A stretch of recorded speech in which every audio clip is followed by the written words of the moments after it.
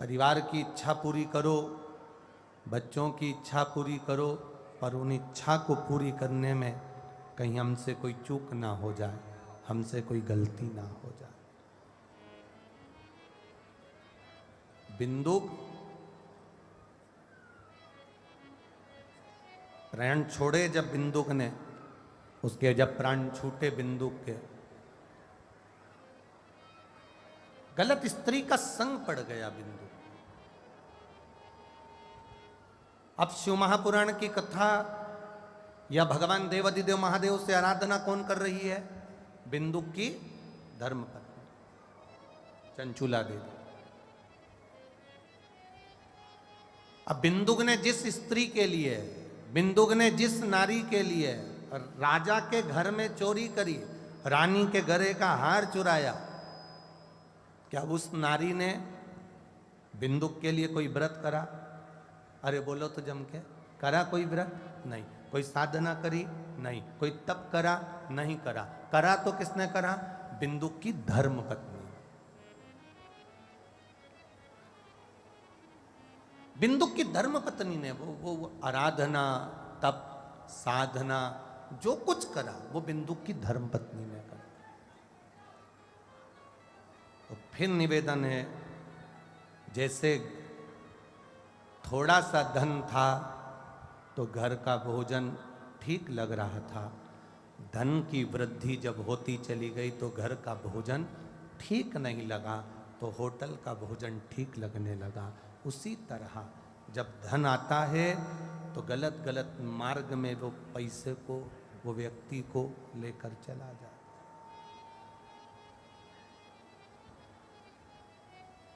स्वयं माता लक्ष्मी जी की माँ, भगवान विष्णु भगवान की सासू जी ख्याति देवी, भगवान नारायण की सास, भगवान विष्णु जी की सासू जी ख्याति देवी,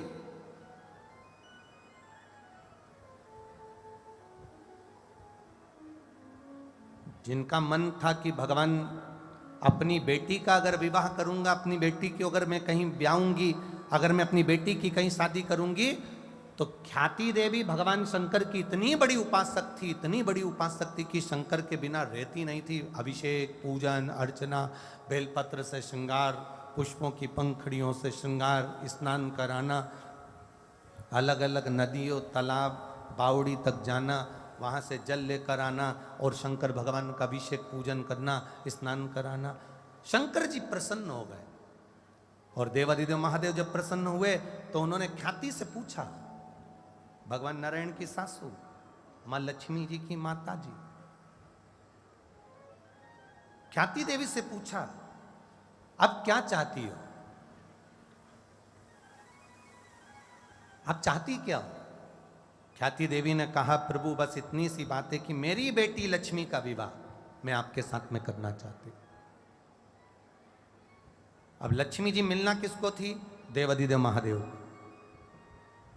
ख्याति देवी ने संकल्प ले लिया, अपनी बेटी का विवाह मैं करूंगी तो देवादिदेव महादेव के साथ करूंगी, क्योंकि मैं शंकर जी को बहुत सेवा करती हूं, आराधना करती हूं, वो मेरा इष्ट देव है, मेरे शंभु, मैं उनके चरणों में रमी रहती हूं। मैं अपनी बेटी का विवाह, लक्ष्मी का विवाह अगर करूंगी तो शंकर भगवान से, देवादिदेव महादेव से करूंगी। जैसे ही महादेव से विवाह की बात करी तो शंकर भगवान ख्याति देवी के सामने एकदम मौन हो गए, शांत, चुप।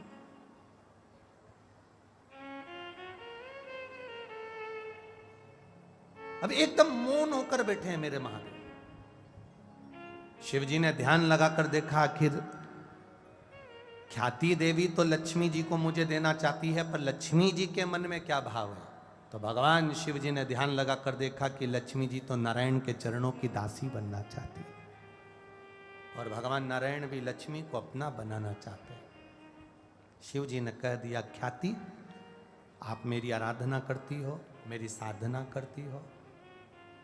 कई लोगों का भाव होता है कि हमने जो सोचा है भगवान हमको वो दे देना, हमने जो विचार करा है भोलेनाथ हमको वो दे देना। कभी कभी मेरा शंभु, मेरा त्रिकालदर्शी, मेरा कैलाशी अविनाशी वो आपको अगर अच्छा जानता है, आपके लिए अच्छा करना चाहता है, तो कई बार ऐसी स्थिति रहती है कि आपके अनुसार भोलेनाथ नहीं देते, वो अपने अनुसार आपको प्रदान कर देते हैं, और वो जो देते हैं वो कम ना दे। एक मां, बच्चा भूखा है, बहुत तेज भूख लग रही बच्चे को, और माता के पास में दूध रखा हुआ है गिलास में, और बच्चा कह रहा है मां मुझे दूध दे दे, मुझे भूख लग रही है, जल्दी दे मां, बहुत दूध दे दे, जल्दी से जल्दी दे मां, जल्दी दे। बच्चा रो रहा है, बिलख रहा है, किलकारियां मार रहा है, चिल्ला रहा है, भूख लग रही है। मां जानती है मेरे बच्चे को भूख लग रही है, मां को मालूम है ये मेरा बेटा है और इसको भूख लग रही है, पर मां के पास में दूध का गिलास भर कर रखा हुआ और मां बच्चे को दूध नहीं दे रही है। बच्चा रो रहा है, सास को गुस्सा आ गया, सास ने कहा पास में छोरा रो रहा है, तेरे पास में गिलास भर के दूध रखा हुआ है, और तू बहू बेटे को दूध क्यों नहीं पिला देती, इसको दूध क्यों नहीं दे देती। रो रहा है बच्चा, चिंघाड़ रहा है, चीख रहा है, चिल्ला रहा है, और मां उसके पास में गिलास भरकर दूध रखा है, पर मां अपने बच्चे को दूध नहीं पिला रही है, मां अपने बच्चे को दूध नहीं दे रही है। तो मां से सास ने चिल्लाया, ससुर ने चिल्लाया, इसको दूध क्यों नहीं देती है, गिलास भरकर रखा है।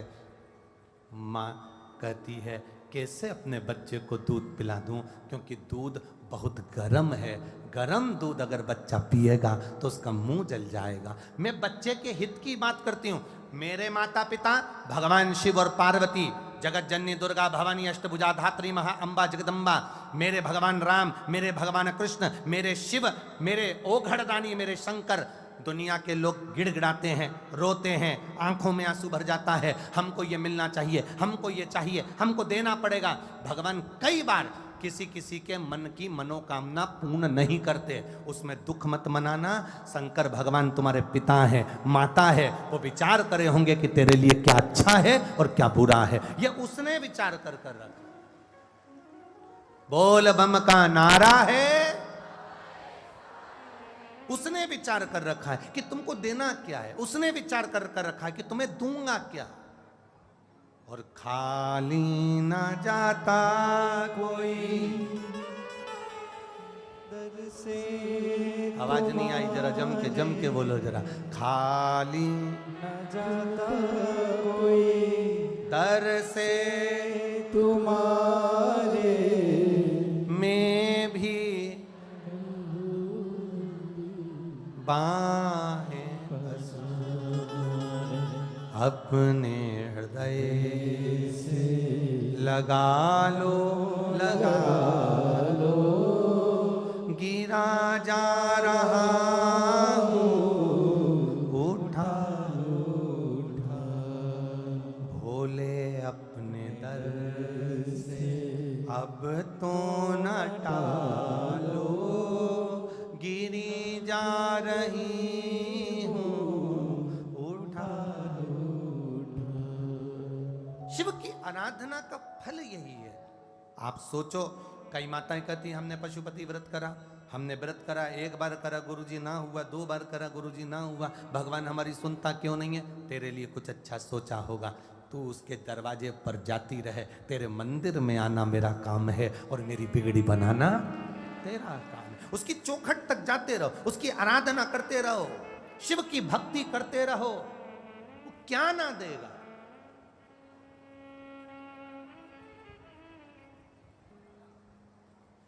कल एक यजमान परिवार में से एक भैया जी कह रहे थे, गुरुजी हमारे घर के लोग भगवान कृष्ण को मानते हैं, तो वो शंकर जी की कथा में नहीं आए, शिव जी की कथा में नहीं पहुंचे। तो हमने कहा क्यों नहीं पहुंचे, तो कि वो भगवान कृष्ण को मानते। तो हमने कहा उनको ये नहीं कहा कि भगवान कृष्ण की 16,108 रानियां थी, भगवान कृष्ण की जब 16,108 रानियां थी, एक भी रानी से संतान नहीं हुई, तब भगवान कृष्ण ने गर्गाचार्य बाबा को बुलवाया, उनसे पूछा मेरी एक भी रानी के औलाद नहीं है, संतान नहीं है, कुछ कृपा करिए। गर्गाचार्य जी ने कहा एक एक रानी के साथ भगवान कृष्ण तुम बैठो और शंकर भगवान का 11 दिन का अभिषेक करो। एक एक रानी के साथ बैठकर 11 दिन का अभिषेक करा, तब शंकर भगवान प्रसन्न होकर संतान होने का वर दिए। तो एक एक रानी को वर दिया। 16,108 रानियां भगवान कृष्ण तुम्हारी, एक एक रानी को इन्होंने 11 दिन तक अभिषेक करा है, तो 11 संतान होगी। 1,77,186 भगवान कृष्ण के बच्चे हुए, शंकर भगवान की कृपा से हुए। यह शिव तत्व है, यह औघड़ी है। देवता देते हैं पल्ला झाड़ कर, और मेरा महादेव देता है छप्पर फाड़ कर। जब देता है वो कम नहीं देता है। राम जी महाराज को दिया, लंका का राज्य दे दिया। वो कहे हमारे वो भगवान कृष्ण को मानते तो शंकर की भक्ति, हम उनसे कहना चाहेंगे भगवान कृष्ण ने पांडवों से कहा, पांडव जाओ शिव की आराधना करो, पांडव जाओ शंकर की आराधना करो। पूरे भारत की भूमि पर जितने जितने प्राचीन मंदिर हैं, एक एक मंदिर में जाकर देखना, पांडव कालीन मंदिर मिलेंगे, पांडवों के द्वारा बने हुए शिवलिंग मिलेंगे, पांडवों के द्वारा बनाए गए भगवान शंकर के स्वरूप मिलेंगे। कहीं ना कहीं जितने मंदिरों में जाओगे प्राचीन, वहां मिल जाएगा यह पांडव कालीन है, यहाँ शंकर भगवान की आराधना पांडवों ने करी थी। भगवान द्वारिकानाथ कर रहे हैं कि पांडवों जाओ शिव की आराधना करो। और स्वयं द्वारकाधीश जो गुजरात में विराजते हैं, द्वारकाधीश के मंदिर में प्रवेश करने से पहले दरवाजे पर सबसे पहला दर्शन होता है तो मेरे शंकर भगवान के शिवलिंग का होता है।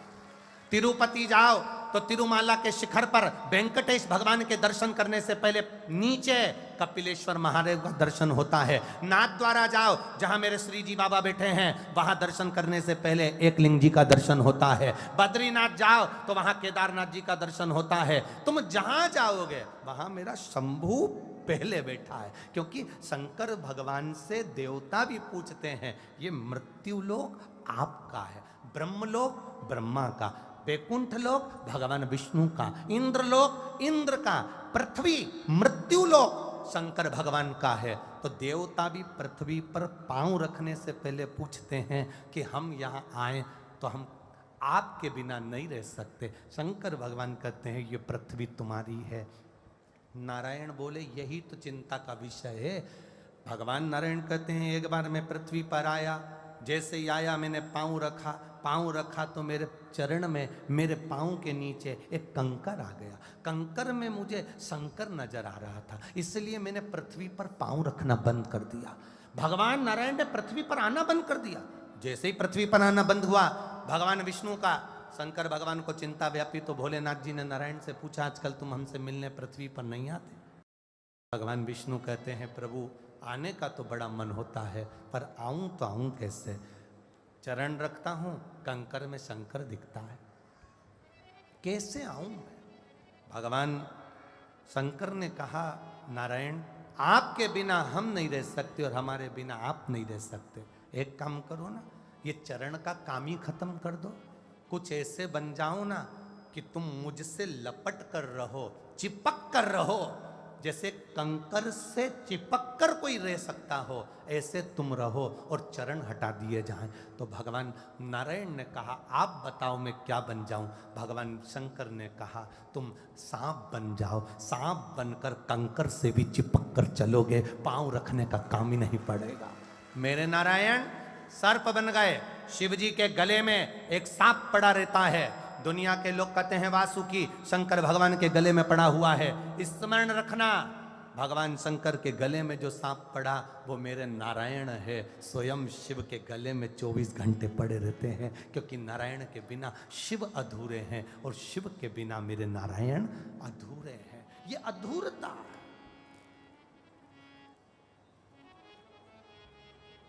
मेरे बाबा दया करना, मैं तेरे भरोसे हूँ। मेरे बाबा दया करना, मैं तेरे भरोसे हूँ। ना घर के भरोसे हूँ, परिवार के भरोसे हो। आप भी बोलो, ना घर के भरोसे, ना परिवार के भरोसे हो।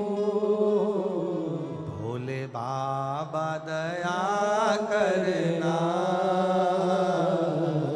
मैं तेरे भरोसे। मेरे बाबा दया करना, मैं तेरे भरोसे हो। आप उसके सहारे तो रहो, आप उसके आश्रित तो रहो। शिव महापुराण की कथा कहती है, अपनी मेहनत को पूर्ण तरह से करो, अपने कर्म को पूरी तरह से करो। जितनी मेहनत कर सकते हो, इस शरीर की जितनी कैपेसिटी है उससे 4 गुना ज्यादा मेहनत करो। और मेहनत के साथ में मेरे देव अधिदेव महादेव पर भरोसा करो। पृथ्वी पर रहते हो, पृथ्वी के देव अधिदेव महादेव पर भरोसा करो, विश्वास करो। पर दुनिया के लोग उसको मानते कहाँ, लोग कह देते ये तो पत्थर है, दुनिया के लोग कह देते हैं ये तो ऐसा है। दुनिया के लोग, कई लोगों ने तो शंकर भगवान को गंजेड़ी कह दिया, भंगेड़ी कह दिया, नशेला कह दिया। फिर निवेदन करूंगा, लोग कहते हैं पार्वती जी शिव जी को भांग घोट कर पिलाती है। शिव पुराण कहती है, मेरे भारत की नारी अपने पति को मल के तंबाकू खाने को नहीं देती, तो मेरी पार्वती महादेव को भांग नहीं देती। ये तो दुनिया का भ्रम है। कौन पत्नी अपने पति को तंबाकू मल कर देती है? कौन पत्नी अपने पति को पाउच फाड़ कर देती है? कौन पत्नी अपने पति को चिलम लगा कर देती है? कौन पत्नी अपने पति को नशे की वस्तु देती है? जब मेरे भारत की नारी अपने पति को तंबाकू नहीं देती, तो मेरी माता पार्वती महादेव को कोई भांग नहीं देती। ये निश्चितता है। ये तो दुनिया का भ्रम है। शंकर जी को भांग पिला दो, शिव जी प्रिय हो जाएंगे। अरे अंदाजा लगा कर देखो, जब मंथन हुआ था, उस मंथन में सबसे पहले गौ माता निकली थी। गौ माता के बाद विष निकला। विष देवादिदेव महादेव को दिया। शंकर भगवान ने जो विष को गले में लेना चाहा, पार्वती जी ने हाथ पकड़ लिया भोलेनाथ जी का। क्या कर रहे हो नाथ, ये कालकुट विष है। शिव जी कहते हैं मुझे ये विष पीना है। क्यों? देवता अमृत पिएंगे और तुम विष? भगवान शंकर कहते हैं मैं बड़ा हूं, मैं बड़ा हूं। बड़े से मतलब ये सब देवता मेरे सामने के हैं, मैं इनसे बड़ा हूं, इसलिए विष मुझे पीना पड़ेगा। तो तुम विष पियोगे? हाँ। शंकर भगवान ने कहा मैं अकेला विष थोड़ी ना पीऊंगा, तो कौन पिएगा? पार्वती जी से भगवान शिव जी ने कहा आधा शरीर मेरा मेरा है और आधा शरीर तेरा है। बहुत विवाद वाली बात होती है महाराज जी, बहुत विवाद। गिरिराज पर्वत को किसने उठाया था? जम के बोलो जरा। भगवान। अच्छा जम के तो बोलो, तुम बोलने में ही धीरे। किसने उठाया था? भगवान कृष्ण ने। पर हकीकत क्या है? क्या भगवान कृष्ण पर्वत को उठाए हैं? हकीकत क्या है? विवाद हो गया एक बार संतों का आपस में, बहुत भयंकर विवाद हुआ और उस विवाद को सुलझाने में समय लग गया। प्रयागराज की भूमि थी और संत समागम चल रहा था, उसमें विवाद हो गया। पर्वत किसने उठाया? 7 कोस का पर्वत, 21 किलोमीटर का पर्वत भगवान कृष्ण ने उठाया। तब उसी समय पर एक साधारण सा एक योगी सन्यासी तपस्वी साधक उठकर कहता है पर्वत कृष्ण ने नहीं उठाया, पर्वत तो राधा रानी ने उठा कर रखा था, पर्वत राधा ने उठाया। संत की बात सुनकर सब बिखर गए। भगवान कृष्ण ने पर्वत उठाया।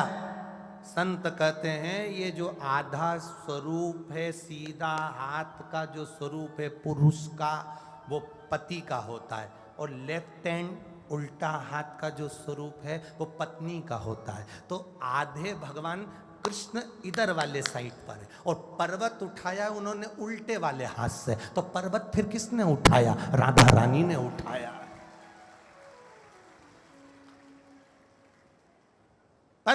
उठा रहा है राधा रानी।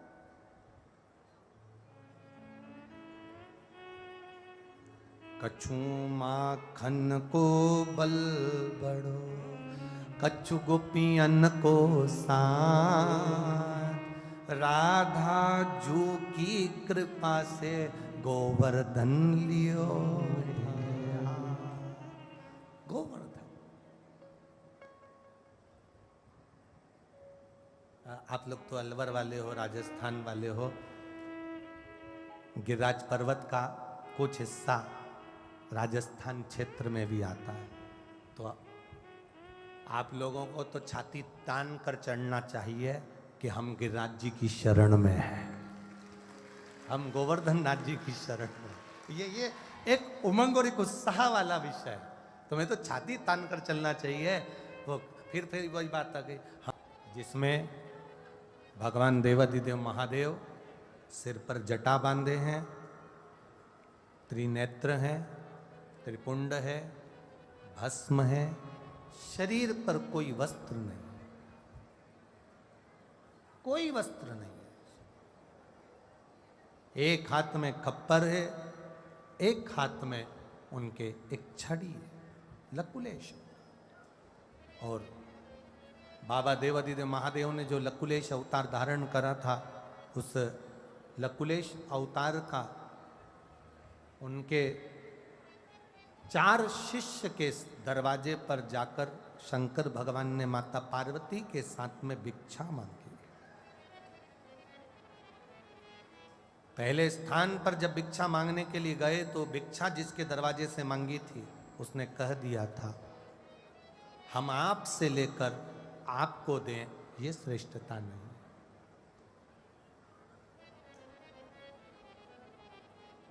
पार्वती जी ने शंकर भगवान से कहा कि आप जिसके दरवाजे से भिक्षा मांग रहे हो वो आपको भिक्षा नहीं दे रहा।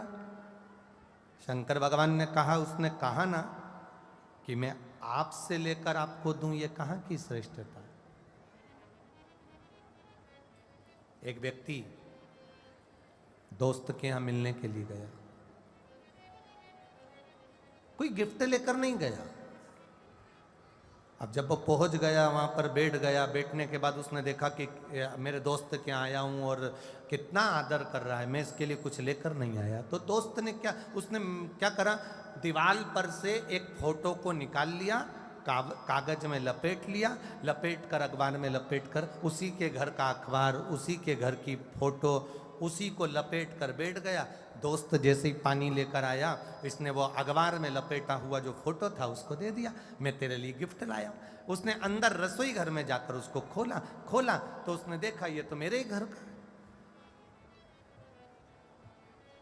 ये तो मेरे ही घर का है, और मेरे ही घर का फोटो निकाल कर मुझको दे दिया। मित्र को बुरा नहीं लगा, कोई बात नहीं, मेरे घर का निकाल कर दिया है ना, दूसरे के घर का तो निकाल कर नहीं लाया, कोई बात नहीं। अब जरा विचार करिएगा, उसी के घर का फोटो निकाल कर उसको ही दे दिया तो मित्र को बुरा नहीं लगा। उसी तरह हमको लगता है कि हम फोटो दे रहे हैं, हमको लगता है हमने ये दिया, पर शंकर भगवान की कथा कहती है, तुम अगर मुझे 1 लोटा जल समर्पित कर रहे हो तो वो जल देने वाला मैं हूँ, एक बेलपत्री समर्पित कर रहे हो तो पृथ्वी पर वृक्ष लगाने वाला मैं हूँ। अगर मुझे आप 1 चावल का दाना दे रहे हो, अन्न को पृथ्वी से प्रकट करने वाला मैं हूँ। 1 धतूरा मुझे दे रहे हो, वो भी मेरा दिया हुआ है, ये किसी दूसरे का नहीं जो तुम मुझे दे रहे हो। अरे तेरा ही दिया हमने खाया पिया है, तेरा शुक्रिया है, तेरा शुक्रिया है। हम अगर पानी भी भगवान को 1 लोटा जल भी दे रहे हैं तो उसमें ये भाव होना चाहिए कि हमारा कुछ भी नहीं, ये तो आपने दिया है, आपको समर्पित है। एक बेलपत्र शंकर भगवान को, किसी देवता पे चढ़े हुए फूल उठाकर वापिस उसी देवता पर कभी नहीं चढ़ते। केवल एक देवाधिदेव महादेव ऐसे हैं जिन पे चढ़ी हुई बेलपत्र उठाकर वापिस महादेव पर चढ़ जाती है तो वो क्रोध नहीं करते, वो आनंद की राशि है महाराज, अलमस्त है राशि। अलमस्त है मेरा देव।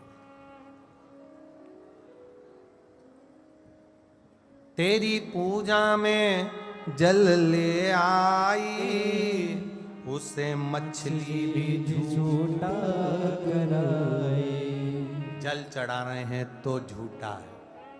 तेरी पूजा में दूध ले आई, उसे बछड़ा भी झूठा कराए। दूध चढ़ा रहे हैं वो भी झूठा है। अब अपनी बारी है तो अपन कौन से सत्यवान है? अरे बोलो तो, अपन भी तो दिन भर में कितना झूठ बोलते होंगे, अपन भी तो जिंदगी में कितना असत्यता करते होंगे, उसके बाद भी मेरे महादेव के चरणों में जाते हो, महादेव गले से लगा लेता है, क्योंकि वो पिता है। पिता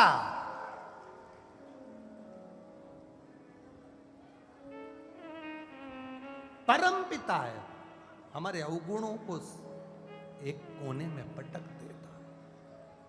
लकुलेश भगवान एक जगह से भिक्षा मांगने के बाद लकुलेश भगवान दूसरी जगह पहुंचे।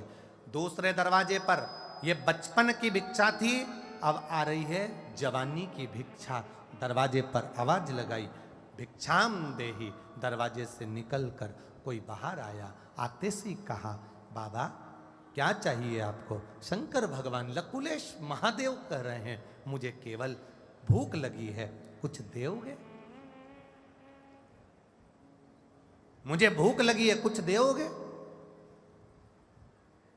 अंदर गया भिक्षा देने वाला वो भक्त, अंदर गया और अंदर जाकर अंदर से केवल एक पात्र में केवल जल लेकर आया। अकेला जल एक पात्र में लेकर आता है और पात्र में जल लाकर देवादिदेव महादेव के उस खप्पर के अंदर जल देने को आतुर हो गया। देवादिदेव महादेव ने उस जल को खप्पर में नहीं, अपनी हथेली पर लिया और उसका आचमन मेरे महादेव ने किया। जब आचमन किया, पार्वती जी ने कहा, आपने इससे खाने के लिए भोजन मांगा था और इसने आपको पानी दिया, आपको क्रोध नहीं आया?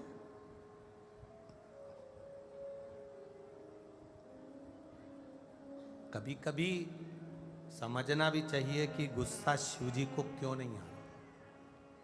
हो जाता है कभी कभी। एक बार एक भगवान देवऋषि नारद भगवान नारायण को लेकर घूमने के लिए निकले और घूमने निकले भगवान नारायण, तो नारायण और नारद जी दोनों निकले और दोनों निकलते निकलते पहुंचे और पहुंचने के बाद एक सेठ जी के दरवाजे पर उनको भूख लगी तो भोजन मंगा। भिक्षाम देई, भिक्षाम देई। सेठ जी बाहर निकल कर बोले, हाँ आओ, तुम्हारा पिताजी रख कर गया है, भिक्षाम देई, भिक्षाम देई, सुबह से मांगने आ गए, चलो निकलो यहां से बाहर जाओ। सेठ जी ने धक्का मार के निकाल दिया। अब सेठ जी ने भयंकर धक्का मारा और निकाल दिया। नारद जी को गुस्सा आ गया। नारद जी ने कहा, प्रभु घोर अपमान हुआ है, श्राप दे दो, इसकी सारी दौलत मिट्टी में मिल जाए। कितनी सारा धन दौलत है, एक अन्न का दाना नहीं दे सका। श्राप दे दो इस सेठ जी को, इसकी पूरी मिट्टी में मिल जाए दौलत। भगवान नारायण ने पीछे पलटकर दोनों हाथ उठाकर कहा, भगवान तेरे घर में 4 चौगुना धन दे, संपदा दे, 4 चौगुना और धन भर जाए। देव ऋषि नारद को गुस्सा आ गया, नारायण ये निर्णय तुम्हारा बेकार है। उसने धक्के मारे, गाली दी, अपशब्द कहा और तुम उसको आशीर्वाद दे रहे हो कि 4 चौगुना धन बढ़ जाए। भगवान बोले, मेरी मर्जी, चल आगे। देव ऋषि नारद आगे बढ़े। दरवाजे पर फिर आवाज लगाई, एक बूढ़ी अम्मा के घर पे, बूढ़ी बुजुर्ग माता के दरवाजे पर, माता भिक्षाम देई। बूढ़ी माँ ने उनके लिए 2 आसन लगाए। माँ बोली, देखो बाबा जी, मेरे पास भोजन तो नहीं है, पर गाय का दूध रखा है, एक ही गाय है मेरे यहाँ, बहुत अच्छी है, उसी का दूध मैं आपको दे देती हूँ। गाय का दूध लाई, 2 गिलास दूध दिया, दोनों ने पिया, दोनों चलने लगे। देव ऋषि नारद ने भगवान नारायण से कहा, प्रभु कितनी अच्छी माँ है, इसको आशीर्वाद दे दो, खूब आगे बढ़े, खूब उन्नति करे, खूब कृपा बरसे, आशीर्वाद दो ना प्रभु। भगवान नारायण पीछे मुड़े, दोनों हाथ उठाकर भगवान नारायण ने कहा, जा तेरी गाय मर जाए।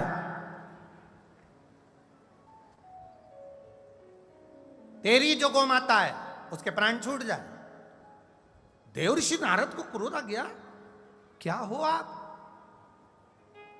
वो सेठ जी ने धक्का मारा, गाली दी, अपशब्द कहे उसको के 4 चौगुना धन बढ़ जाए, और जिसने तुमको दूध पिलाया, जिसने तुम्हारी आदर करा, आसन दिया, सम्मान किया, उसके लिए करो तो तेरी गौ माता मर जाए। उसके पास एक ही तो गौ माता है, वो मर जाएगी। भगवान ने तुरंत देवऋषि नारद नारायण के चरण पकड़ लिए, ऐसा निर्णय क्यों करते हो? भगवान बोले, अरे नारद, तू मेरी लीला नहीं समझ सकता। वो सेठ जी को मैंने 4 चौगुना धन बढ़ने का इसलिए कहा क्योंकि सेठ जी दान नहीं कर पाए। इसके यहाँ जितना जितना धन बढ़ेगा उतनी इसकी आसक्ति बढ़ेगी, आसक्ति बढ़ेगी तो पैसे पैसे में रमा रहेगा। जब मरेगा तो अगला जन्म सांप का पाकर उसी तिजोरी के आसपास पड़ा रहेगा। इसलिए मैंने उसको धन बढ़ने का आशीर्वाद दिया। और इस बूढ़ी माँ को उसकी गौ माता मर गया, ऐसा क्यों कहा? भगवान बोले, इस बूढ़ी माँ ने मेरी सेवा करी, आराधना करी, इसका कोई नहीं है केवल एक गाय के सिवा। अगर इसके मरते समय गौ माता इसके सामने होगी तो इसके प्राण उस गौ माता में अटके रहेंगे कि गाय का क्या होगा, गाय का क्या होगा। तो ये मुक्ति नहीं पाएगी, अगला जन्म गाय का पा जाएगी। मैं चाहता हूं कि ये मुक्त हो जाए, अगला कोई जन्म ना पाए और मेरे चरणों में पड़ी रह जाए। इसलिए मैंने गौ माता से इसको मुक्त कर दिया, इसकी मुक्ति कर दी मैंने। अभी अगला जन्म ना गाय का पाएगी ना किसी और का पाएगी, ये मेरी हो जाएगी। थोड़ा लगता है। शंकर भगवान से पार्वती जी ने कहा, इसने आपने इससे भोजन मांगा और आपने इसको पानी दिया, उसने जल आपको दे दिया। ये कहाँ का तरीका है? आपको अगर भोजन मांगा था तो भोजन देना था। शंकर भगवान बोले, होगा कोई कारण, होगा कोई कारण। फिर पूछा देवादिदेव महादेव ने उस भक्त से, तुमने मुझे जल क्यों दिया? तुमने मुझे जल क्यों पिलाया? भक्त कहता है, प्रभु मैंने अपने गुरु के मुख से सुना था, एक आचमनी जल अगर किसी को दे दिया जाता है, केवल एक आचमनी जल किसी को पिला दिया जाता है, एक गिलास जल, एक कटोरी जल, एक आचमनी जल अगर किसी प्यासे को पिला दिया जाता है तो पृथ्वी पर 1000 कुएं, बावड़ी, तालाब खुदवाने के बराबर पुण्य प्राप्त हो जाता है। इसलिए मैंने जल पिया। एक आचमनी जल का फल क्या है, ये लकुलेश शिव पुराण कह रही, लकुलेश का वर्णन कर रहा। एक आचमनी जल। फिर गए भोलेनाथ, वापिस मेरे भोले बाबा, वापिस मेरे शिव, मेरे ओघड़ी, मेरे दयालु, मेरे दातार, मेरे शंभु। फिर तीसरे स्थान पर भिक्षा मांगी है, तीसरे स्थान। एक बात अपनी जिंदगी में उतार कर रखिएगा,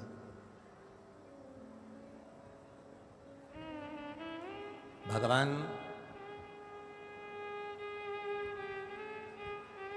लकुलेश महादेव ने 4 स्थान पर भिक्षा मांगी पार्वती जी के साथ जाकर।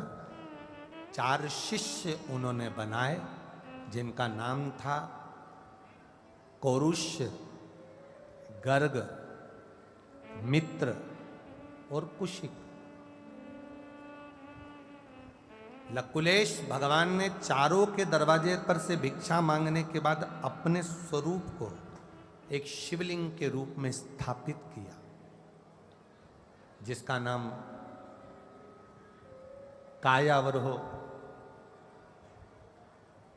जिस शिवलिंग का नाम कायावरोहनेश्वर के नाम से उज्जैनी में विराजमान हुआ। कायावरोहनेश्वर एक ऐसा शिवलिंग काया वरुणेश्वर एक ऐसा शिवलिंग स्वयं लकुलेश भगवान ने अपने स्वरूप से प्रकट किया। हम एक बात कहें तुम लोगों से, स्मरण में रखिएगा अपने जीवन में, जब इस शरीर में कोई भारी रोग हो जाता है, काया का कोई रोग हो गया, चर्म रोग हो गया, चमड़ी सफ़ेद पड़ने लगे, या कोई रोग काया से जुड़ा हुआ कोई कैंसर जैसा भी रोग हो जाता है। एक पत्र आया है, देखिए उस पत्र में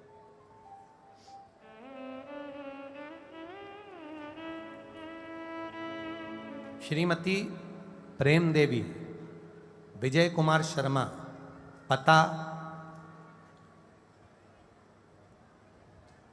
ससुराल 122 शिव कॉलोनी, टोंक रोड, जयपुर। कहीं बैठी हो तो हाथ हिला सकती हैं। अगर कहीं बैठी हो तो दोनों हाथ अपने हिला सकती हैं। श्रीमती प्रेम देवी, विजय कुमार, कहीं बैठी हो तो हाथ हिला सकती हैं। श्रीमती प्रेम देवी, विजय कुमार शर्मा, पता है 122 शिव कॉलोनी, टोंक रोड, जयपुर। और उनका मायका यहीं का है, ये तो ससुराल का पता है, और मायका है गुरग चका, हरसोली, अलवर है, गुरज का। तो उनका मायका यहाँ पर है गुरज का, हरसोली, अलवर। कहीं बैठी हो तो हाथ हिला सकती हैं। अगर कहीं बैठी हो तो अपना हाथ हिला सकती हैं। दिख गई क्या? किस पंडाल में है? अच्छा, सामने वाले पंडाल। ऐसा हाथ हिला दो जी तो दिख जाओगे। हाँ ठीक है, ठीक है, नजर आ गए, ठीक है। गुरुजी, मेरे भाई के गले में एक गांठ हो गई, जो कि हमने जयपुर के डॉक्टरों को दिखाया तो उन्होंने कैंसर बताया, कैंसर की गांठ बताई। हमने डॉक्टर का इलाज चालू कर दिया। डॉक्टर साहब ने उनको ऑपरेशन का कह दिया। ऑपरेशन जल्दी कराना था क्योंकि गांठ बढ़ती जा रही थी। तब क्या करते, हम उनकी छुट्टी कराए और थोड़े दिन के लिए घर ले आए। बाबा देव अधिदेव महादेव पर भरोसा कर कर आप कहते हो दवाई भी खाओ, इलाज भी करवाओ और शिव जी की भक्ति भी करो।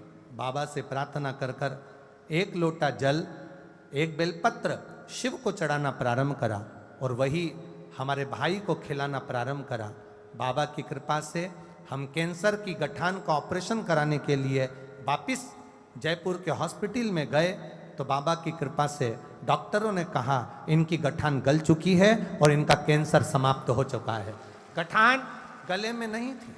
ये शिव तत्व है। और घड़ी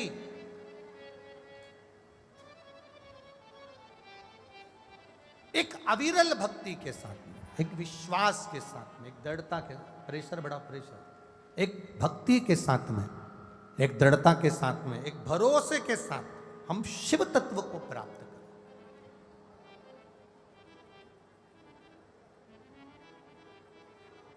लकुलेश महादेव,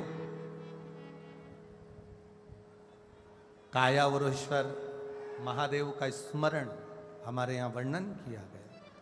कभी योग लगे तो दुर्वा के, दुर्वा रखिए ना, ऐ ललित दुर्वा ला के दो।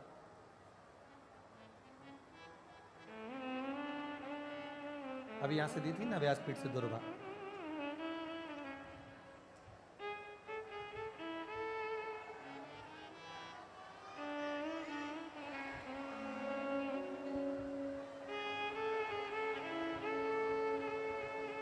बुध लकुलेश भगवान की। तो ये दुर्वा का जो क्रम है इसको जरा समझिएगा बहुत अच्छे से, सावधानी से। दुर्वा की इस तरह से जो ये भाग रहते हैं, ऐसे 7 भाग दुर्वा के लेना है। कितने भाग लेना है? 7 भाग। 7 भाग दुर्वा के लेकर 5 बेलपत्र के साथ, बेलपत्री कितनी होना चाहिए? 5। 7 भाग दुर्वा के लेना है, 5 बेलपत्र लेना है और लकुलेश महादेव का नाम लेकर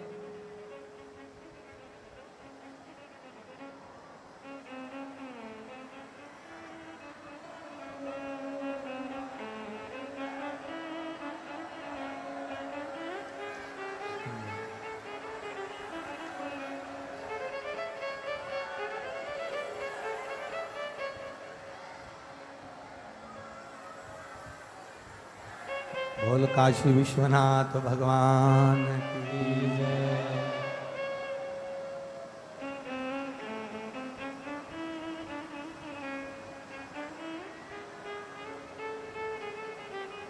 लकुलेश भगवान का नाम लेकर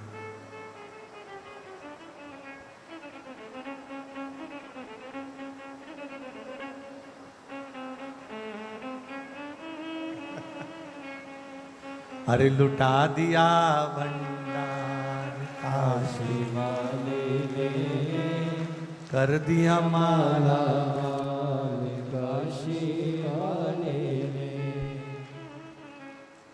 मिल गया बाबा की कृपा, विराम में लुटा दी उसने आपके ऊपर, बहुत कृपा। ठीक है, हर हरा हर हरा शिव कृपा का वर्णन महाराज। 7 दुर्वा, 5 बेलपत्र, लकुलेश महादेव का स्मरण कर कर, भगवान शिव का स्मरण कर कर, शंकर भगवान पर प्रदोष या सोमवार की अष्टमी या शिवरात्रि के दिन भगवान देवाधिदेव महादेव के शिवलिंग के ऊपर अपने हृदय की कामना कर कर भगवान शिव को समर्पित करें, बाबा देवाधिदेव महादेव को समर्पित करें। वो सुख का देने वाला है। जैसे लकुलेश भगवान माता पार्वती के साथ में तीसरे दरवाजे पर भिक्षा मांगने जाते हैं, वहां फिर भिक्षा के लिए पात्र फैलाते हैं, फिर कहते हैं मुझे भूख लगी है भोजन दो, पर वहां से भी अगर कुछ प्राप्त हुआ तो केवल जल की मात्रा ही प्राप्त हो। पर चौथा स्थान लकुलेश भगवान का ऐसा था जहां से उन्होंने भिक्षा मांगी तो उनको भोजन भी मिला महाराज, जल भी मिला और वहां से उनको आदर भी प्राप्त हुआ। शिव महापुराण की कथा कहती है, बचपन खेल में खोया, जवानी नींद भर सोया, बुढ़ापा देख कर रोया, सिराने मोत। शिव महापुराण की कथा कहती है अपने कर्म को करते करते, ये नहीं कि बचपन में कर लिया, जवानी में कर्म कर लिया, अधेड़ी में कर्म कर लिया। शिव महापुराण की कथा यहां तक वर्णन करती है कितना भी बुढ़ापा आ जाए, कितनी अवस्था ढल जाए, उसके बाद भी यहाँ शिव पुराण की कथा कहती है कि बूढ़ी से बूढ़ी माता को भी अपना रसोई घर नहीं छोड़ना चाहिए और बूढ़े से बूढ़े व्यक्ति को भी अपनी दुकान नहीं छोड़ना चाहिए। कर्म करते रहोगे तो ये शरीर भी चलता रहेगा, कर्म करते रहोगे तो लोग आदर देते रहेंगे, कर्म करते रहोगे तो लोग सम्मान देते रहेंगे, कर्म करते रहोगे, मेहनत करते रहोगे तो दुनिया की दृष्टि में तुम्हारा आदर बना रहेगा। जो व्यक्ति अपने कर्म से मुख मोड़कर घर पर जाकर आराम से बैठ जाता है वो बहू और बेटों की निगाह में भी खटक जाता है। इसलिए कर्म की प्रधानता को मूल कहा गया। करो मेहनत और मेहनत कर कर भगवान शंकर की भक्ति का स्मरण करिए, शिव भक्ति की ओर अग्रणी होइए,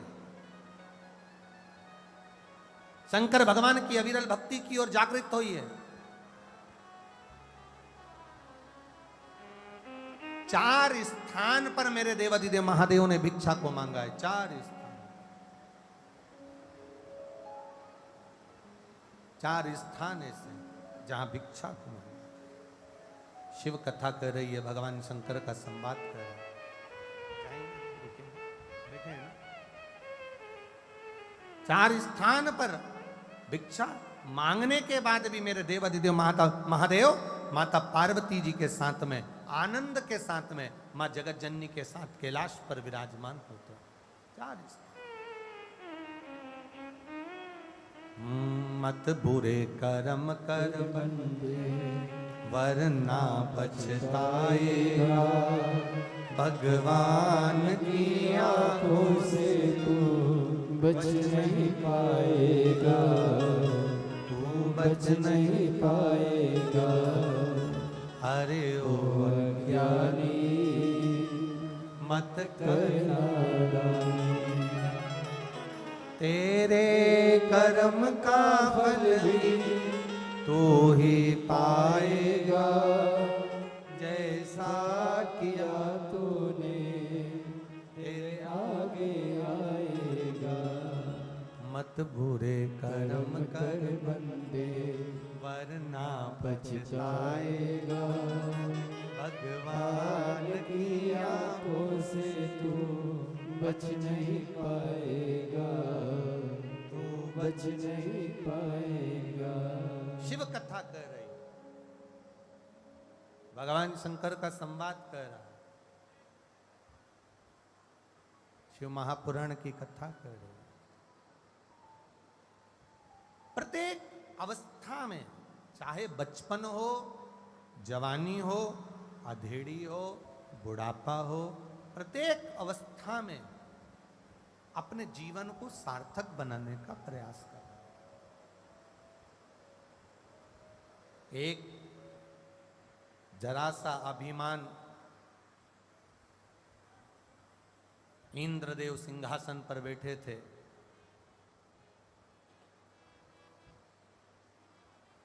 और इंद्रदेव सिंहासन पर बैठे और सिंहासन पर बैठे हुए इंद्र के सामने गुरु बृहस्पति का आगमन हो गया।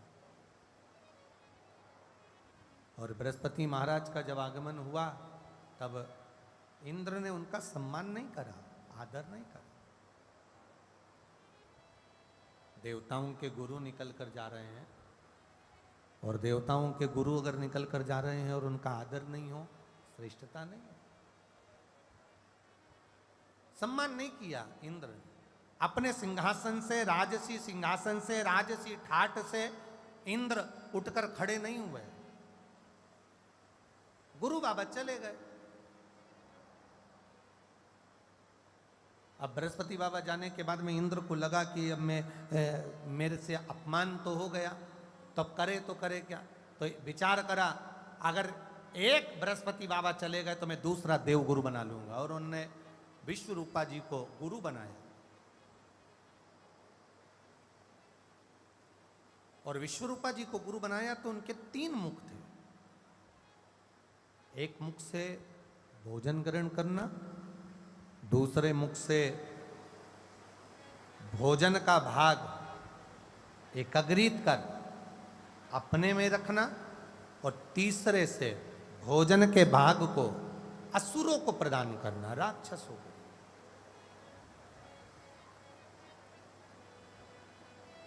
अपने जीवन काल में,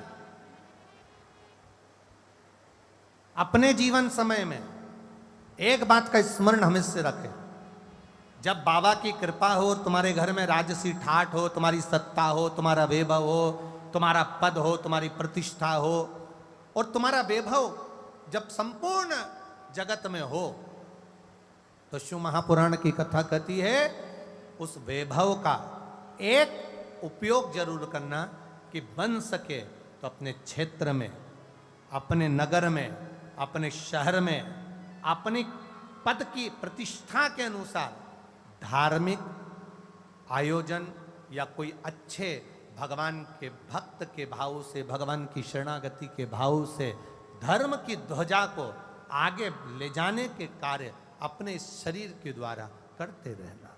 ये हमारी कथा कर रही है, शिव पुराण कर रही है। इंद्र जैसी गलती ना हो जाए। इंद्र ने बृहस्पति बाबा का अपमान कर दिया, और बृहस्पति बाबा का अपमान कर कर इंद्र पुनः दूसरे गुरु की स्थापना कर दिया कि देवताओं के गुरु अब विश्वरूपा जी रहेंगे। विश्वरूपा जी ने भाग तो ग्रहण कर लिया, भाग तो ग्रहण कर लिया, पर विश्वरूपा तो विश्वरूपा।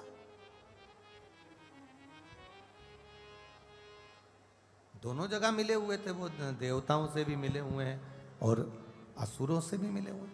तो देवताओं से तो भाग लेते थे और असुरों को दे देते थे। ऐसा कहीं कहीं का होता है बहुत। फिर वही वाली बात आ गई, मनुष्य और मौसम इन दोनों की राशि एक ही है, ये कभी भी बदल जाते हैं। इसलिए बहुत ध्यान रखना है महाराज, मनुष्य और मौसम इन दोनों की राशि एक ही है, कभी भी बदल जाते हैं। थोड़ी देर में धूप है, थोड़ी देर में पानी है, थोड़ी देर में ठंडी है, थोड़ी देर में गर्म है। उसी तरह मनुष्य भी तुरंत बदल जाता है, तुरंत। कब बदल जाए कोई भरोसा नहीं, सावधान रहिए। इंद्र ने प्रजापति विश्वरूप जी को बना दिया। अब बन तो गए, करे क्या? इंद्र को मालूम पड़ा कि ये यहां से भाग लेकर असुरों को दे रहा है, राक्षसों को दे रहा है। जानकर तुरंत क्रोध में आ गए इंद्रदेव, और इंद्रदेव ने विश्वरूपा जी का सिर काट दिया। सिर कटा, ब्राह्मण हत्या माथे चढ़ गई। जब ब्राह्मण हत्या माथे चढ़ी, ब्राह्मण हत्या माथे चढ़ गई, और ब्राह्मण हत्या जब माथे चढ़ी तो इंद्र भागे। इंद्र भागे, भागते भागते इंद्र कहां जाए? ब्राह्मण हत्या तो पीछा न छोड़ रही। जैसे ब्राह्मण हत्या पीछा न छोड़ती है, शिव महापुराण की कथा कहती है हमारे किए गए कर्म भी हमारा पीछा नहीं छोड़।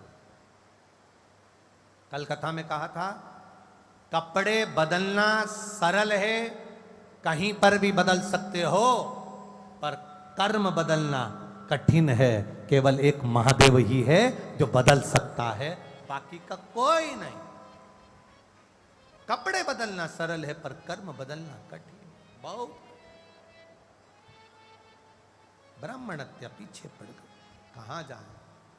कमल की डंडी के अंदर छुप गए। कमल की डंडी के अंदर इंद्र छुपे। देव ऋषि नारद जी का आगमन हुआ। नारद जी ने पूछ लिया, क्या बात है, क्यों छुपे बैठे हो? कहा, ब्राह्मण हत्या माथे पड़ गई है, तो मैं कहां जाऊं? कहां जाऊं मैं, बताओ कहां जाऊं? कहा, ब्राह्मण हत्या माथे पड़ी है? हाँ, बांट दो इसको, ब्राह्मण हत्या को बांट दो। कहां बांटा? सबसे पहले ब्राह्मण हत्या को देने के लिए पृथ्वी पर पहुंचे। पृथ्वी से कहा, पृथ्वी आप हमसे ब्राह्मण हत्या का अंश लो। पृथ्वी ने ब्राह्मण हत्या का अंश लिया। पृथ्वी का जो बंजर भाग है वो ब्राह्मण हत्या का अंश है। पृथ्वी के ऊपर जो वृक्ष लगता है, वृक्ष में जो गोंद लगती है, वो ब्राह्मण हत्या का अंश है। इसलिए हमारे सनातन धर्म में भगवान का जब जन्मोत्सव मनाया जाता है, राम जन्मोत्सव मनाओ, कृष्ण जन्मोत्सव मनाओ, भगवान की जन्माष्टमी का त्योहार मनाया जाता है, तो भगवान के जन्मोत्सव में जो प्रसाद बनता है, उस प्रसाद में गोंद नहीं डाला जाता। अगर कोई स्त्री का जापा हुआ है, कोई नारी का जापा हुआ है, किसी के यहां गर्भ था, बच्चा हुआ है, तो गोंद के लड्डू बनाकर खूब खिलाओ, मना नहीं। पर भगवान के प्रसाद में गोंद कभी नहीं डलता, क्योंकि उसमें ब्राह्मण हत्या का दोष होता है। दूसरा स्थान दिया, अग्निदेव आप हमसे ब्राह्मण हत्या का अंश ले लो। अग्नि ने ब्राह्मण हत्या का अंश लिया, तो अग्नि की लो में जो नीले कलर की लो होती है, वो ब्राह्मण हत्या का अंश होती है। नीली लपट ब्राह्मण हत्या का अंश है। अग्नि का जो पीला भाग रहता है, वो देव भाग रहता है, पर अग्नि में जब नीली लपट आ जाती है, तो उसमें ब्राह्मण हत्या का अंश लग जाता है। शिव महापुराण की कथा कहती है, जब यज्ञ करता ब्राह्मण, विद्वज्जन, भूदेव जब यज्ञ कराते हैं, यज्ञ कराते समय अग्नि की आंच को, अग्नि को ज्यादा ऊंचा नहीं जाने देते हैं। पास में एक शरबत बनाकर रखते हैं, थोड़ा सा दूध दही रखते हैं, जैसे ही आंच ऊपर होती है, वो गिलास में भरकर, लोटे में भरकर अग्नि में डाल देते हैं, आंच को ठंडा कर देते हैं। क्यों? अगर यज्ञ की अग्नि ऊंची जाएगी उसमें नीली लपट आ गई तो वो ब्राह्मण हत्या लग जाए, इसलिए उस अग्नि को सीमित रखा जाता। तीसरा स्थान दिया जल को, हे जलदेव आप हमसे ब्राह्मण हत्या का अंश लीजिए। जलदेव ने ब्राह्मण हत्या का अंश लिया तो जल के ऊपर जो फेन रहता है, जल के ऊपर जो बुलबुला रहता है, जल के ऊपर जो फेन होता है, वो ब्राह्मण हत्या का अंश होता है। इसलिए हमारे सनातन धर्म में जब मेहमान भोजन करने बैठते हैं, संत भोजन करने बैठते हैं, गुरुजन भोजन करने बैठते हैं, ब्राह्मण जन भोजन करने बैठते हैं, घर का कोई बुजुर्ग जब भोजन करने बैठता है तो भोजन की थाली बाद में आती है, पानी का गिलास पहले आता है। पानी का गिलास इसलिए पहले आता है कि पानी के गिलास में अगर कोई बुलबुला है, कोई फेन है, तो जब तक भोजन की थाली आए तो पानी में से वो फेन, वो बुलबुला समाप्त हो जाए। अगर पानी में फेन होगा और वो पानी किसी ने पिया तो उसको ब्राह्मण हत्या का अंश लग जाएगा। इसलिए तीसरा स्थान जल को दिया। चौथा स्थान स्त्री को दिया। नारी तुम हमसे ब्राह्मण हत्या का अंश लो। नारी ने ब्राह्मण हत्या का अंश लिया तो नारी का रजस्वला धर्म, नारी का रजो धर्म धारण करना, 7 दिन तक नारी पूजन स्थान पर ना जाना, भगवान का भजन ना करना, कहीं भोजन को हाथ ना लगाना, स्पर्श ना करना, ये रजो धर्म नारी को दिया। 4 स्थान पर ब्राह्मण हत्या को बांटा गया। तब जाकर इंद्र उस कमल की डंडी से बाहर निकले। कमल की डंडी से बाहर निकले तो उसी समय पर विश्वरूपा जी के पिता त्वष्टा ऋषि ने एक वृत्रासुर को उत्पन्न कर लिया। वृत्रासुर को उत्पन्न करा और वृत्रासुर को भेजा युद्ध के लिए। इंद्र बार बार हार गए। दधीचि ऋषि की अस्थियों से युद्ध लड़ा गया और दधीचि ऋषि की अस्थियों से युद्ध लड़ा, उसमें फिर विजयता प्राप्त। बहुत ध्यान दीजिए,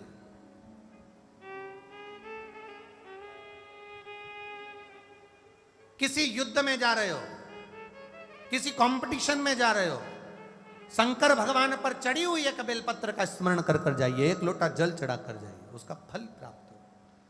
शिव कथा कह रही है आगे 12 ज्योतिर्लिंग का स्मरण कराया है, भावों के साथ में सुंदर प्रसंग का स्मरण कराया। प्रथम सोमनाथ जी का वर्णन करा। तुमरुका जी ने चंचुला देवी के सामने चंद्र को काया रोग हुआ, उस रोग से भगवान ने मुक्त किया। फिर अगला वर्णन करा है श्री मल्लिकार्जुन का। भगवान कार्तिकेय रुष्ट होकर गए, तब भगवान ने जाकर उनको मनाया, मल्लिकार्जुन के रूप में विराजमान हुए। अगला वर्णन आया है श्री महाकालेश्वर, दूषण नाम के राक्षस का संहार भगवान शिव ने किया। अगला वर्णन आया है श्री ओमकारेश्वर, विंद नामक पर्वत ने तप कर कर भगवान शिव को प्राप्त किया। फिर अगला वर्णन आया है श्री केदारेश्वर, भगवान नर नारायण के लिए केदार में जाकर प्रकट हुए। फिर अगला वर्णन भीमाशंकर का आया, कुंभकर्ण की धर्म पत्नी करकटी का पुत्र भीम, जिसका संहार शिव जी ने करा, तो शिव जी का नाम भीमा शंकर हुआ। अगला वर्णन आया है काशी विश्वनाथ, मनु शत्रुपा ने तप कर कर भगवान शंकर को प्राप्त किया। फिर अगला वर्णन आया है त्र्यंबकेश्वर का, गौतम बाबा पर गौ हत्या का दोष लगा, ब्रह्मा विष्णु महेश ने आकर दर्शन दिया तो गौ हत्या के दोष से मुक्त किया। अगला वर्णन आया है श्री वैद्यनाथ, रावण भगवान शंकर के शिवलिंग को लेकर जा रहा था, बीच में लघु शंका लगने पर संध्या करने के लिए रखा, बाबा वैद्यनाथ जी के रूप में विराजमान हो। अगला वर्णन आया है नागेश्वर, दारुक नाम के राक्षस के संहार करने के लिए भगवान प्रकट हुए। फिर अगला वर्णन आया है श्री रामेश्वरम, भगवान राम जी ने लंका पर विजय प्राप्त करने के लिए शिवलिंग की आराधना करी। फिर वर्णन आया कृष्णेश्वर, सुधर्म नाम के ब्राह्मण की पत्नी घूष्मा और सुदेहा, घूष्मा और सुदेहा, जिस घूष्मा और सुदेहा, घूष्मा ने अपने बेटे को सुदेहा को दे दिया था अपने पति के कहने पर, और सुदेहा को दिया। सुदेहा ने उस बेटे का विवाह कर दिया, बहू आई तो मालूम पड़ा कि मेरी असली सास तो घूषमा है। उसने पूछना बंद कर दिया, पूछना बंद किया, क्रोध आ गया, बेटे के टुकड़े टुकड़े कर कर तालाब में डाल दिए। तालाब में डाले, घूषमा का नियम था, शंकर भगवान के शिवलिंग की पूजन कर कर विसर्जन करने जाती थी, विसर्जन करने। आज बेटे को पाया, मन में सोचा कि मेरे बेटे को देखे बहुत दिन हो गए, आराधना करी भोलेनाथ से, बेटा मरा हुआ वापिस तैरते हुआ आया, भगवान शिव कृष्णेश्वर के रूप में विराजमान हो गए। तुम रुका जी कहते हैं चंचुला देवी, ये 12 ज्योतिर्लिंग का चरित्र जो श्रवण करता है वो अपने जीवन में सुख का अनुभव करता है। शिव महापुराण की कथा कहती है तीसरे नंबर का जो रत्न है वो है दया करना। एक करुणा करना, दया करना। दया ये नहीं कि परिवार वालों पर कर रहे हो तो बाहर वाले पर ना करो, बाहर वाले पर कर रहे हो तो परिवार वाले पर ना करो, ऐसा नहीं है। दया ये नहीं देखी जाती कि ये घर का है कि बाहर का है। दया तो दया होती है, करुणा तो करुणा होती है। 5 रत्न में से ये तीसरा रत्न है दया, और चौथा रत्न है हमारा धर्म। जिस सनातन धर्म में हम रह रहे हैं, उस धर्म में हम क्या अच्छा कर जाएं, उस धर्म में हम क्या अच्छा कर सकते हैं और क्या अच्छा कर दें, ये धर्म की रक्षा कैसे हो सके। हम लोग अपने अपनी भाषाओं में कहते हैं धर्म की जय हो, अधर्म का नाश हो, प्राणियों में और विश्व का कल्याण हो। अर्थात धर्म की रक्षा की बात भी अगर कोई करे तो समझ लो कि वो पंच रत्न में से एक रत्न है हमारा। और 5वें नंबर का रत्न है उपकार कर देना।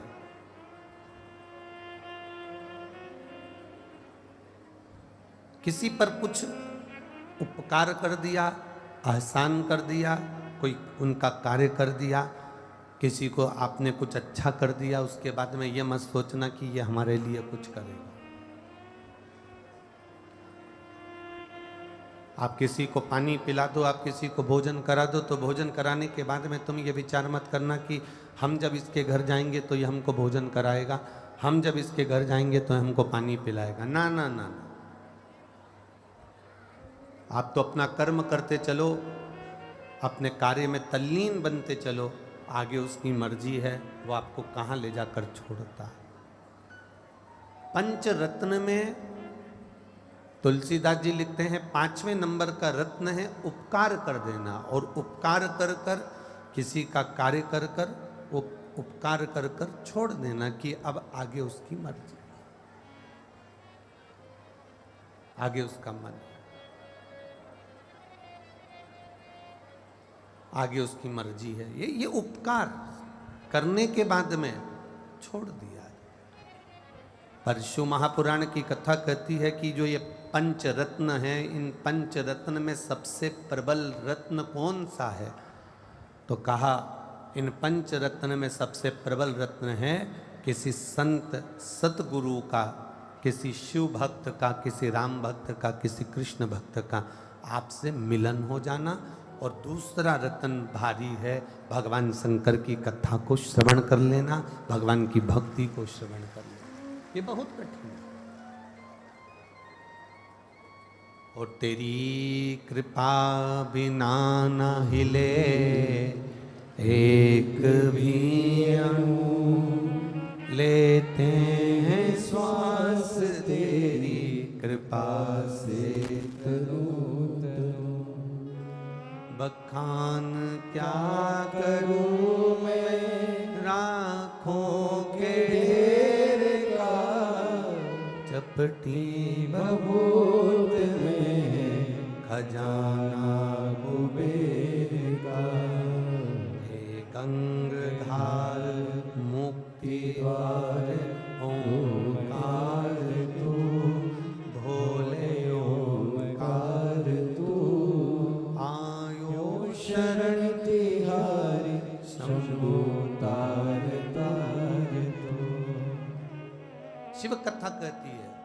भगवान शंकर का संवाद कहता है, परिवार को पालो, कुटुंब में रहो, पत्नी बच्चों के लिए उनकी इच्छा पूर्ण करो, मना नहीं है।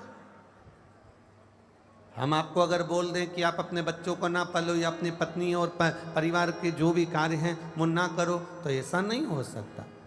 परिवार में रहो, अपने पत्नी के, अपने बच्चों के, अपने माता पिता के, अपने कुटुंब की जो इच्छाएं हैं वो पूर्ण करो। कोई तुमसे कहे कि मुझे ये ला कर दो, तो आपको ला कर देना है। कोई कहे आपको, आपका परिवार का व्यक्ति कि मुझे ये चाहिए, आपको देना है, मना नहीं।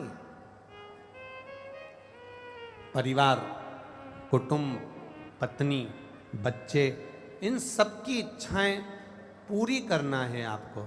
पर शिव महापुराण की कथा कहती है, इनकी इच्छा पूरी करने में, इनके मन के मनोरथ को पूर्ण करने में, इनकी इच्छाओं को पूर्ण करने में कोई ऐसा काम आप अपने हाथों से मत कर जाना, ऐसा काम अपने जिंदगी में मत कर जाना कि इनकी तो इच्छा पूरी हो जाए पर आपकी जिंदगी नरक हो जाए। ऐसा कार्य अपने जीवन में कर कर मत जाए।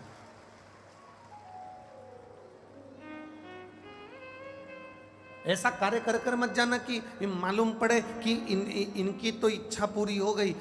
पत्नी ने कहा मुझे ये ला कर दो, तुमने ला कर दे दिया। बच्चों ने कहा मुझे ये ला कर दो, तुमने ला कर दे दिया। किसी ने कहा मुझे ये ला कर दो, तुमने ला कर दे दिया। इनकी तो इच्छा पूरी हो गई, इन्होंने तो कह दिया पापा मुझे ये चाहिए, मम्मी मुझे ये चाहिए, बेटा ने कहा, पत्नी ने कहा, स्वामी मुझे ये चाहिए। सबने कहा, कुटुंब वालों ने, परिवार वालों ने, सबने कहा हमको ये ला कर दो, हमको ये चाहिए। ऐसा ना हो जाए कि इनकी इच्छा पूरी करते करते करते करते करते करते एक सीमा ऐसी हो जाती है, एक समय ऐसा आ जाता है कि इनकी इच्छा पूरी करते करते करते करते हम गलत काम कर बैठते हैं। हम चोरी कर लिए, हम अपशब्द कह दिए, हम ताने दे दिए, अपने सिग्नेचर का अपने दुरुपयोग कर लिया, अपने शब्दों का हमने दुरुपयोग कर लिया, अपनी वाणी का हमने दुरुपयोग कर लिया। कहीं हमने इनकी इच्छा पूरी करते करते 1 रुपए की वस्तु को 10 रुपए में ना कर देना। महाराज शिव महापुराण की कथा कहती है, अपने परिवार, अपने कुटुंब, अपने इष्ट की, अपने साथियों की इच्छा पूरी करने में कहीं तुम अहित ना कर जाओ। और जिस दिन इच्छा पूरी करते करते मालूम पड़े तुम गलत पथ पर चल बैठे, इच्छा पूरी करते करते तुम गलत मार्ग पर निकल गए, तो इनकी तो इच्छा पूरी हो जाएगी पर आपकी संपूर्ण जिंदगी नरक हो जाएगी। इसलिए इससे बचने का प्रयास करो। बिंदुक और देवराज के साथ में हुआ क्या था? हुआ क्या था? बिंदुक नाम का ब्राह्मण कुल में जन्म ले लिया। बिंदुक नाम का ब्राह्मण कुल में जन्म लेने के बाद अच्छी सुंदर पत्नी मिल गई। सुंदर पत्नी, कहते हैं बिंदुक की जो धर्म पत्नी थी इतनी सुंदर थी, इतनी सुंदर थी कि देवलोक की अप्सराएं उसके सामने फीकी थी। वो इतनी सुंदर, चंचुला इतनी सुंदर थी, बिंदुक की धर्मपत्नी इतनी सुंदर थी।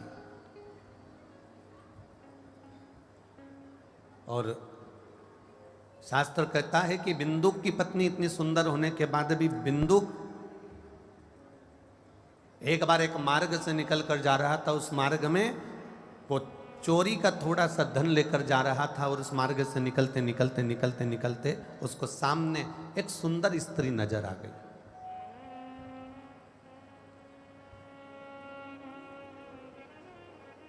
अब जरा विचार करिएगा, बिंदुक की धर्मपत्नी चंचुला इतनी सुंदर थी कि देवलोक की अप्सराएं उसके सामने फीकी थी। उसके बाद भी पति को दूसरी स्त्री पसंद आ रही है। जरा समझिएगा, कई माताएं हमसे प्रश्न करती हैं, जीजियों आपका वो प्रश्न का उत्तर थोड़ा सा ध्यान दीजिएगा। कई माताएं प्रश्न करती हैं, कई जीजियां प्रश्न करती हैं, कई माताएं प्रश्न कि गुरुजी एक बात बताओ, कई पुरुषों की पत्नियां इतनी सुंदर होती है, इतनी सुंदर होती है, उसके चरणों को प्रणाम करती है, उसका सम्मान करती है, उसका आदर करती है। पत्नी उसके मनपसंद भोजन को तैयार करती है, पत्नी उसका आदर करती है, इसके बाद भी वो पुरुष, उसके बाद भी वो पति दूसरी स्त्री के साथ में उसको क्यों देखता, उसके साथ क्यों रहना पसंद करता? कारण क्या है? जब चंचुला इतनी सुंदर थी कि देवलोक की अप्सराएं उसके सामने फीकी थी,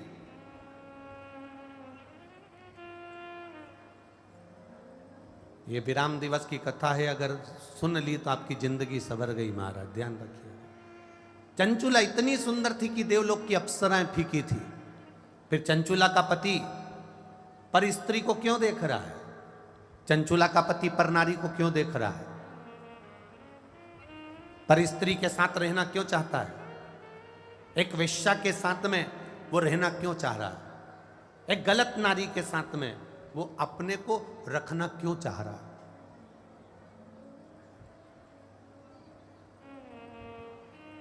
जब इतनी सुंदर धर्म पत्नी है तो फिर क्यों दूसरी जगह जाना, क्यों दूसरे को देखना? कारण क्या है? उसका एक कारण सबसे प्रबल है। आपको लगे कि ये दूसरी जगह क्यों जाता है, प्रश्न है लोगों का, तो उसका एक कारण है। जब गलत धन आना चालू होता है, जब गलत पैसा जेब में भराना चालू होता है, जब गलत तरह से कमाया गया धन घर में आना चालू होता है, जेब में आना चालू होता है, एक अंदाजा लगा कर रखना, जब तुम कम पैसे कमाते थे, बाजार से गिलकी, आलू, टमाटर, सब्जी, मिर्ची, धनिया खरीद कर लाते थे, घर में सब्जी बनाकर खाते थे। बोलो सही है कि गलत है? जम के बोलो जरा, सही है ना? अब मालूम पड़े तुम्हारा व्यापार बढ़ गया, तुम्हारे पास में पैसे की आवक बढ़ गई, अब तुम क्या करते हो? हफ्ते में एक बार अपने पत्नी बच्चों के साथ में होटल खाना खाने जाते हो। बोलो पैसा बढ़ा तो बढ़ा कि नहीं बढ़ा काम? पैसा बढ़ा तो होटल में खाना खाने जाने लगे, पैसा और बढ़ा तो अब क्या होने लगा? पत्नी ने कहा आज मेरा मन नहीं कर रहा रोटी बनाने का, सब्जी बनाने का, तुम एक काम करो बाजार से मंगवा लो। पैसा बढ़ा तो बाजार की सब्जी और रोटी घर में आने लगी। जब बाजार की सब्जी रोटी घर में आने लगे तो समझ लेना कि बाजार की कोई भी तुम्हारे घर में कभी भी कब्जा कर सकती है, इतना अंदाजा लगा कर बैठ। यह अंदाजा लगा कर बैठना कि सब्जी और भाजी बाजार की क्यों आ रही है। अपने घर में भोजन बनाने का स्वाद था मेरी पत्नी के हाथ में। मेरी माँ जो भोजन बनाती थी उसके आगे सब भोजन फीके थे। मेरी माँ जब दाल बाटी चूरमा बनाती थी तो 50 लोग खाकर जाते थे और उनको स्वाद आता था। मेरी पत्नी अगर जरा सा भोजन बनाती थी तो सब्जी में स्वाद आता था। आज घर के बच्चों को, आज घर के व्यक्ति को, आज घर के पति को, आज घर के लोगों को तुम्हारे हाथ का भोजन पसंद नहीं आ रहा, तो तुम कितनी भी सुंदर हो, चाहे तुम देवलोक की अप्सराओं से भी ज्यादा चंचुला देवी सुंदर थी, आखिर कारण क्या था कि बिंदु को परनारी प्रिय लगे? उसका कारण केवल इतना था कि आप ध्यान देना कि गलत धन जब बढ़ता चला जाता है, बढ़ता चला जाता है, तब व्यक्ति फिर धीरे धीरे धीरे धीरे जैसे भोजन घर का नहीं भाता, बाहर जाता है, होटल जाता है, होटल का भोजन घर आता है, उसी तरह फिर व्यक्ति भी दूसरे स्थान पर जाना प्रारंभ कर देता है। बिंदु के पास में चोरी का धन बढ़ रहा था। धन इतना बढ़ गया बिंदुक के पास में, इतनी संपदा बढ़ गई बिंदुक के पास में कि उसकी धर्म पत्नी इतनी सुंदर थी तो भी वो ना देख पा रहा है, उसकी धर्म पत्नी इतनी सुंदर थी उसका स्मरण ना कर पा रहा है। और आखिरी में हुआ क्या? एक जिस नारी के चक्कर में बिंदुक पड़ा और पुरुष जब धन बढ़ता है, सुंदर पत्नी को छोड़कर जब दूसरी नारी के चक्कर में पड़ता है, दोनों को अगर अंदाजा लगा कर देखना, किसी के सामने खड़ा कर देना कि ये मेरा पति इसके चक्कर में पड़ा है, मैं इसकी पत्नी हूँ, अंदाजा लगा कर देखना कि पत्नी ज़्यादा सुंदर होगी और जिसको उसने पसंद करा, जिसके लिए अपना घर छोड़ रहा है, जिसके लिए अपना परिवार तोड़ रहा है, जिसके लिए अपना कुटुंब छोड़ रहा है, जिसके लिए अपने बच्चे छोड़ रहा है, उसको अंदाजा लगा कर देखना। बिंदुक से वो पराई नारी ने कहा, रानी गले में जो हार पहनती है वो रानी के गले का हार मुझे चाहिए।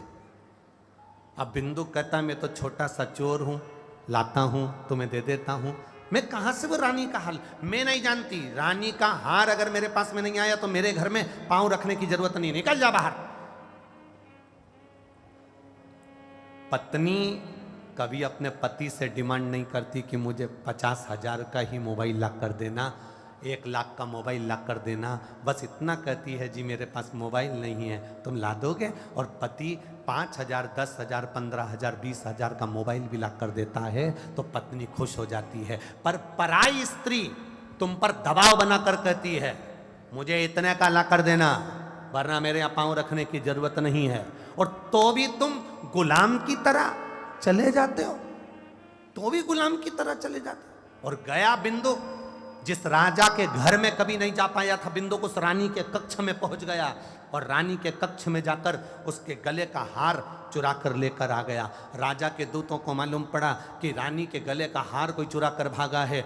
दूत पीछे भागने लगे, राजा के गुप्तचर पीछे भागने लगे। बिंदु भागते भागते भागते भागते एक पराई स्त्री के भला करने के लिए अपने बच्चों को छोड़ा, अपनी पत्नी को छोड़ा, अपने कुल को छोड़ा, और पराई स्त्री के लिए धन इकट्ठा करने के लिए, पराई स्त्री को देने के लिए बिंदुक इतना इतना चोरी और अन्य कार्य करने लगा कि बिंदुक पानी में कहीं से कूद गया, मर गया, प्रेत योनि में पड़ गया। उसके प्रेत योनि में पड़ने पर वो पराई स्त्री ने एक बार भी ना तो पूजन करी, ना पाठ करी, ना अर्चना करी, ना पिंडदान करा, ना तर्पण करा। अगर पिंड भी कर रही है तो वो सुंदर स्त्री कर रही है। उसकी पत्नी शिव महापुराण की कथा भी सुन रही है तो चंचुला सुन रही है, अपने पति को मोक्ष दे रही है तो चंचुला देवी दे रही है, अपने पति का उद्धार कर रही है तो चंचुला देवी कर रही है। जिस स्त्री को इसने ले जा कर दिया था उसने कभी पिंडदान नहीं करा, उसने कभी तर्पण नहीं करा, उसने कभी ब्राह्मण को भोजन नहीं कराया।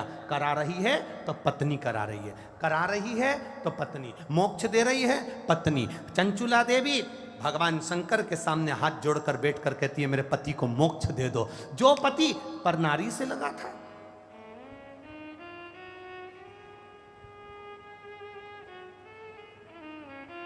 कमाओ, जितने अलवर में रह रहे हो और जितने बाहर से कथा सुनने के लिए आए हो, मैं बाबा देव अधिदेव महादेव से यही प्रार्थना करता हूं, जितने लोग आस्था चैनल पर कथा सुन रहे हैं, जितने फेसबुक यूट्यूब पर सुन रहे हैं और जितने यहाँ बैठकर कथा सुन रहे हैं, बाबा देव अधिदेव महादेव अधिक मास का समय, श्रावण का महीना, खूब इनकी झोलियों में धन देना, पर भगवान से इतना कहना कि धन ऐसा देना कि तेरी सेवा में लगे, गलत जगह नहीं लगे।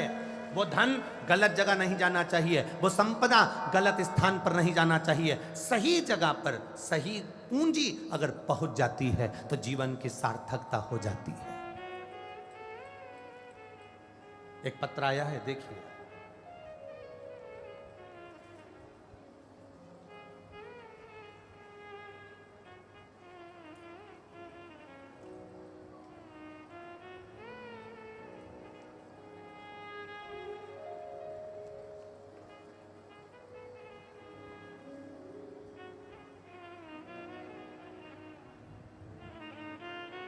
नरेंद्र कुमार शर्मा, तिवाड़ी, तिवाड़ी है, तिवाड़ी, कपिता देवी, मुंडावर, अलवर, राजस्थान। कहीं बैठे हैं? आप ही हैं? दोनों हाथ हिला दो एक साइड बार जी। मैं नरेंद्र कुमार शर्मा, तिवाड़ी, कपिला देवी, मुंडावर, अलवर। एक बार वापिस हाथ हिला दो। हर हर महादेव। गुरुजी, मेरा नौकरी को लेकर सन 2001 से, सन का ध्यान रखिएगा, कौन सा सन? 2001। 2001 मतलब आज से 23 साल पहले का, 22-23 साल पहले का स्मरण। 2023 से मेरी नौकरी को लेकर मुकदमा चल रहा था। Case Alwar, Jaipur high court, supreme court, Delhi तक पहुंचा, पर उसका कोई निर्णय नहीं आया। जब निर्णय नहीं आया तो लॉकडाउन से आपकी कथा सुनना प्रारंभ करा। आप कथा में कहते थे टीवी के सामने बैठकर भी अगर भगवान की भक्ति कर रहे हो। हमारे बीच में पूर्व मुख्यमंत्री आदरणीय श्री वसुंधरा राजे जी पधारी हैं। एक बार आ जाओ, जोरदार ताली बजाकर स्वागत करिएगा।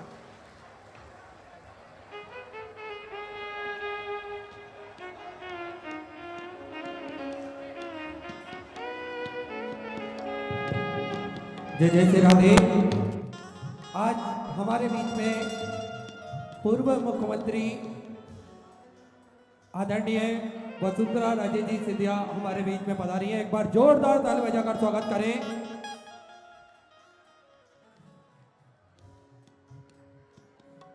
सदा धर्म की पताका को आगे बढ़ाने का प्रयास आदरणीय करते हैं। निरंतर सनातन धर्म की पताका आगे फहरे, इसी कार्य में निरंतर उनका प्रयास रहता है। व्यासपीठ की पूजन करने के उपरांत में सुंदर पूज्य गुरुदेव से आशीर्वाद प्राप्त करते हुए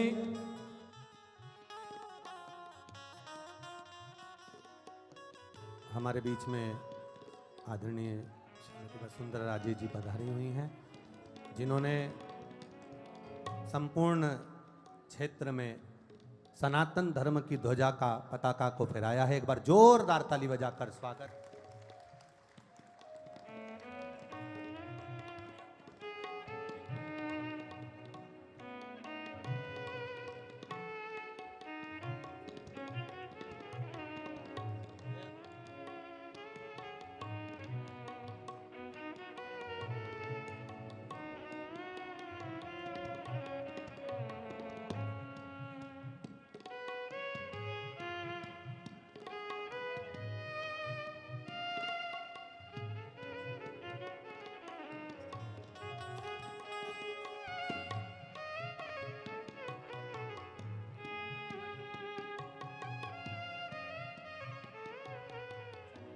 बोल काशी विश्वनाथ भगवान की।